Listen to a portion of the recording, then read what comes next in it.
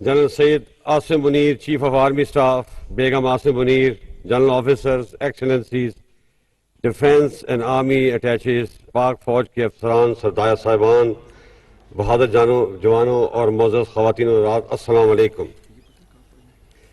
پاک فوج کے ساتھ عمر بھر کی رفاقت کی تکمیل کے موقع پر میں آج اللہ تعالیٰ کا شکر گزار ہوں کہ اس نے مجھے اس عظیم فوج میں خدمت کا موقع دیا اور یوں مجھے ایک بامقصد زندگی عطا کی۔ سب سے پہلے میں جنرل سید آسم منیر، جو کچھ دیر کے بعد فوج کی کمان باضابطہ طور پر سنبھال لیں گے، دل کی اتھاہ گہرائیوں سے آرمی چیف کے عہدے پر پروموٹ ہونے پر مبارکباد پیش کرتا ہوں اور یہ امید کرتا ہوں کہ ان کی پروموشن ملک اور فوج کی کامیابی کا باعث بنے گی۔ میری رفاقت جنرل آسم منیر سے 24 سالہ پرانی ہے۔ جنرل آسم منیر ایک حافظ قرآن ہونے کے علاوہ ایک بہت پیشہ ور، باصلاحیت اور اعلیٰ اصولوں کے کاربند افسر ہیں۔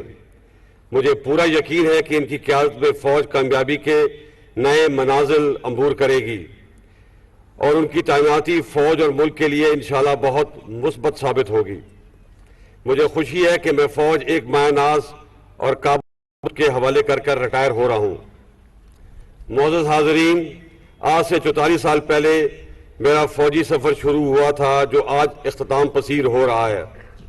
میں اللہ تعالیٰ کا شکر گزار ہوں کہ اللہ نے مجھے اس بہادر اور عظیم فوج میں نوکری کرنے کا موقع دیا، بلکہ اس مایہ ناز فوج کی کمان کا شرف بھی بخشا، جو میرے لیے بڑے اعزاز کی بات ہے۔ اس 6 سالہ دور میں لائن آف کنٹرول پر ایسکلیشن ہو یا ملک کے مختلف علاقوں میں دہشت گردی، لا اینڈ آرڈر کی چیلنجز ہوں یا قدرتی آفات کا مقابلہ، اس فوج نے ہمیشہ میری آواز پر لبیک کہا اور جہاں میں نے ان سے پسینہ مانگا، انہوں نے مجھے خون دیا۔ انہی قربانیوں کی وجہ سے پاکستان آج امن کا گہوارہ ہے۔ ہماری سپاہ کی قربانیوں کا اعتراف ہمارے دوست اور دشمن دونوں کرتے ہیں۔ مجھے اپنی فوج پہ فخر ہے جو اتنے کم وسائل کے باوجود سیشن کی برف پوش پہاڑوں سے لے کر تھر کے صحراؤں تک ملک کی جغرافیائی سرحدوں کی حفاظت کرتی ہے۔